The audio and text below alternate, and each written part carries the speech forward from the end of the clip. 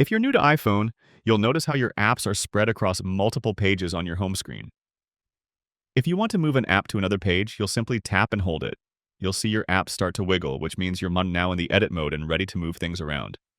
Drag the app where you'd like it, and if you want it on another page, just pull it to the side of your screen.